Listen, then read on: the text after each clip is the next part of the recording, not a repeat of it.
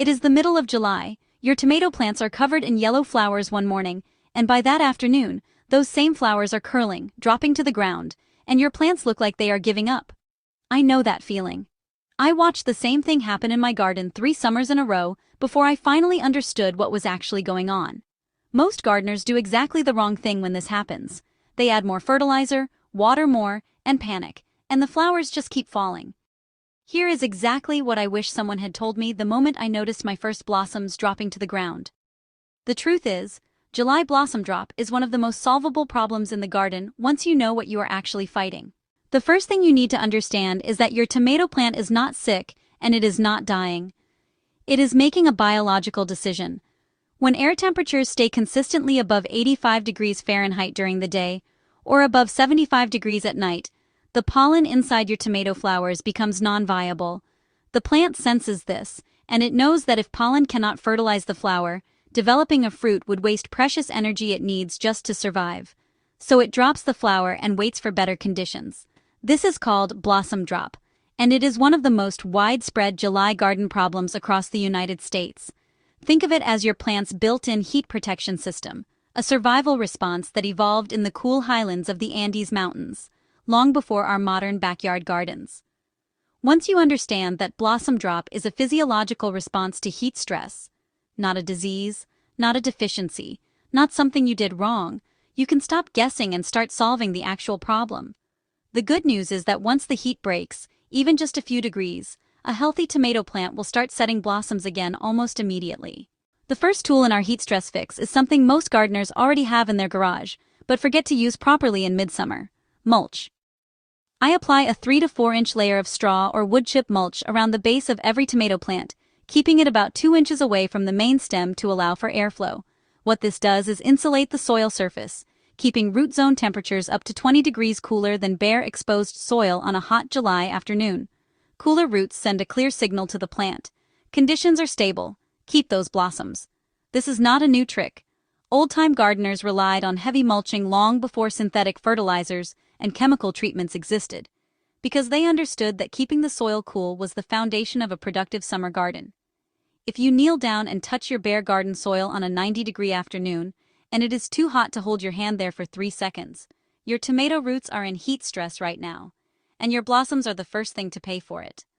A single afternoon spent mulching your entire tomato bed could be the difference between saving your July harvest and watching it fail. The second step is rethinking how and when you water. Most gardeners water every single day during a heat wave, but they water shallow. That is one of the most common mistakes I see in July gardens, and it actually makes the problem worse.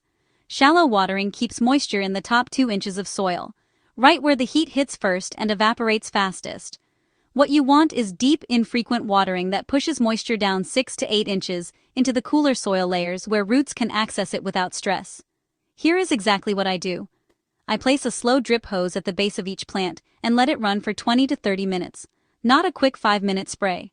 I water every 2 to 3 days instead of every day, and the blossom retention difference is immediate and clear.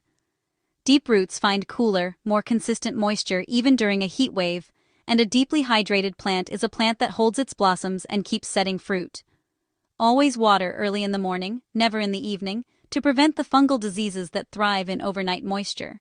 And a simple finger push 3 inches into the soil will tell you in 5 seconds whether your plant is holding enough moisture down where it counts.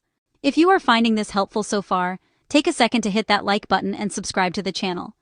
I share practical, science-backed organic gardening advice every single week, and every like helps YouTube show this to more gardeners dealing with these exact same July problems right now.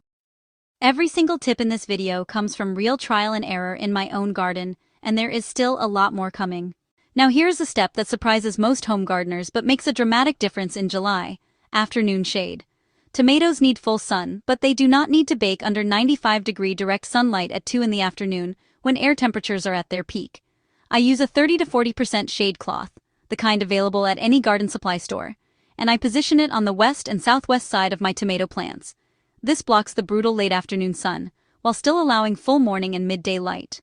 I tested this side by side in my own garden. Same variety, same soil, same watering, and the afternoon shaded plants held their blossoms through a 4-day heat wave while the unshaded plants dropped nearly every open flower. You do not need to build an elaborate structure. Simply draping shade cloth over a few stakes on the hot side of your row, secured for the afternoon hours, is enough to bring leaf temperatures down by 10 to 15 degrees. Once temperatures drop back below 85 in the late afternoon, you can roll the shade cloth back and your plants get the evening light they need to keep producing. Once heat and moisture are under control, the next tool is a simple 2-ingredient organic foliar spray. I mix 1 tablespoon of liquid kelp extract with 1 tablespoon of liquid calcium, which can be a diluted eggshell water solution or a commercial organic calcium supplement, dissolved in 1 gallon of water. I apply this directly to the leaves and open blossoms in the early morning while plant surfaces are still cool. Kelp is rich in natural plant hormones called cytokinins, which signal the plant to hold its flowers even under environmental stress, essentially telling the plant that conditions are improving and it should not abort those blossoms. Think of it as a biological reset button that works with the plant's own chemistry rather than fighting it. The calcium component works on 2 fronts.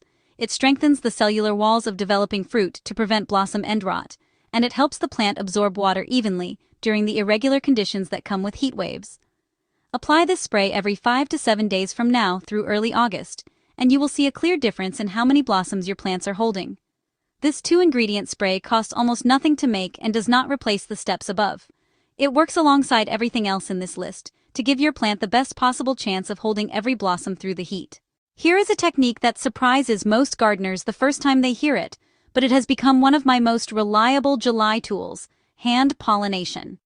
When temperatures push past 90 degrees, natural pollinators, bees, and beneficial insects dramatically reduce their activity and retreat to cooler locations during the hottest parts of the day.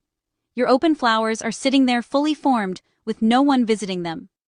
Every morning before 10 a.m., before the heat builds, hold an electric toothbrush gently against the base of each flower cluster for 2 to 3 seconds. The vibration mimics the buzz pollination that bumblebees perform naturally. Shaking loose the pollen and allowing it to fertilize before the day's heat makes it non-viable.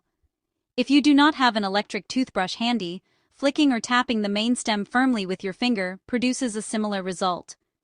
In a heat wave, when pollinator visits drop by 50% or more, this one step alone, 5 minutes every morning, can be the difference between a plant with no fruit set and a plant with small green tomatoes forming by the end of the week.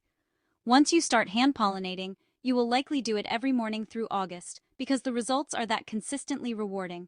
Finally, let us talk about fertilizer, because this is where a lot of well-meaning gardeners make a costly midsummer mistake.